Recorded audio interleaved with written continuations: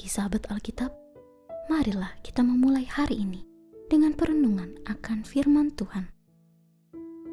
Bacaan Alkitab kita pada hari ini diambil dari 1 Samuel pasalnya yang ke-10 ayat 17 sampai dengan 27. Samuel memanggil rakyat berkumpul ke hadapan Tuhan di Mizpa.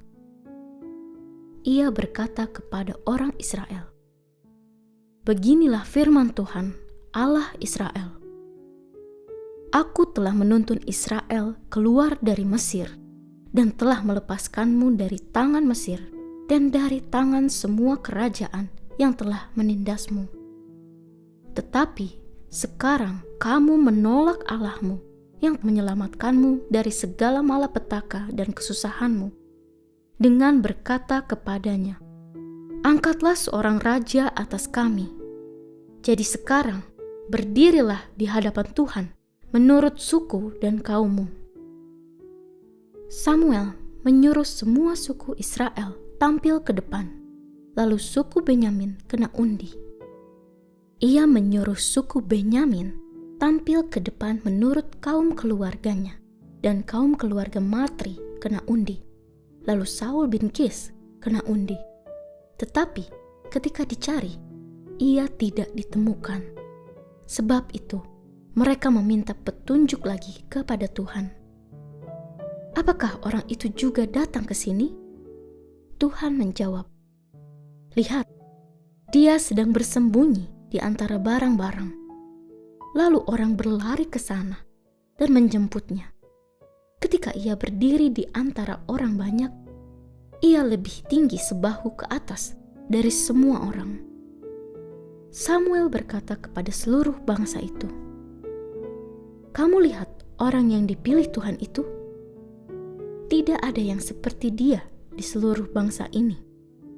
Lalu seluruh bangsa itu bersorak, "Hidup raja!"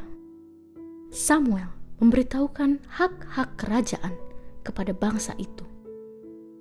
Kemudian ia menuliskannya dalam sebuah kitab dan meletakkannya di hadapan Tuhan. Lalu Samuel menyuruh seluruh bangsa itu pulang masing-masing ke rumahnya. Saul pun pulang ke rumahnya di Gibea, dan bersama dia ikut pergi orang-orang gagah perkasa yang hatinya telah dijamah Allah. Namun orang-orang durjana berkata, "Bagaimana mungkin orang ini menyelamatkan kita?" Mereka menghina dia dan tidak membawa pemberian kepadanya. Tetapi ia pura-pura tuli. Sahabat Alkitab, proses undian ini sesungguhnya memiliki nilai yang sangat penting. Tidak hanya untuk orang Israel, tetapi juga bagi Saul. Tuhan menunjukkan kepada mereka bahwa meskipun mereka menolak kepemimpinan Tuhan, namun ia tidak membiarkan orang Israel berjalan hanya dengan mengandalkan pemikiran mereka.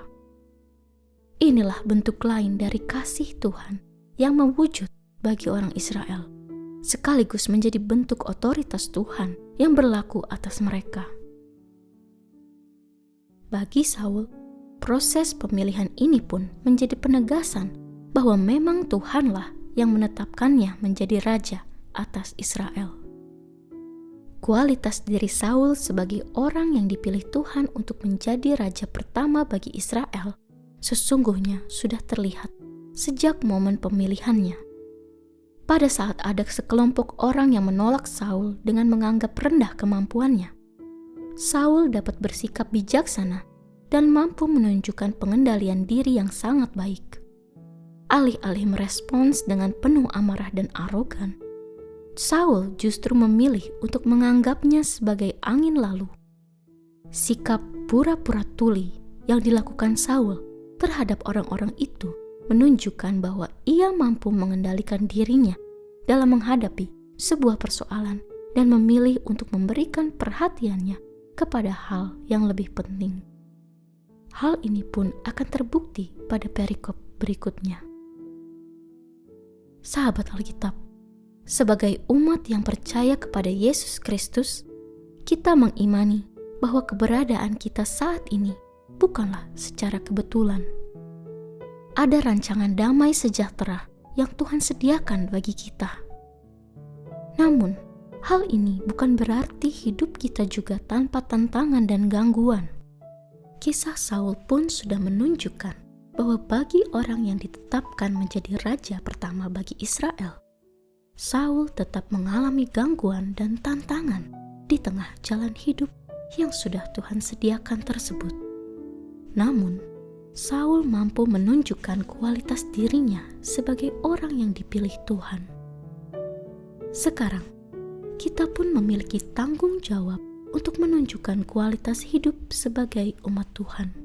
Kita perlu menyadari bahwa kehadiran kita sebagai umat Tuhan tidak terjadi secara kebetulan, melainkan bagian dari rancangan Tuhan, sehingga sudah semestinya bagi kita untuk menjalani hidup dengan menghasilkan kualitas diri yang sejati sebagai umat-Nya.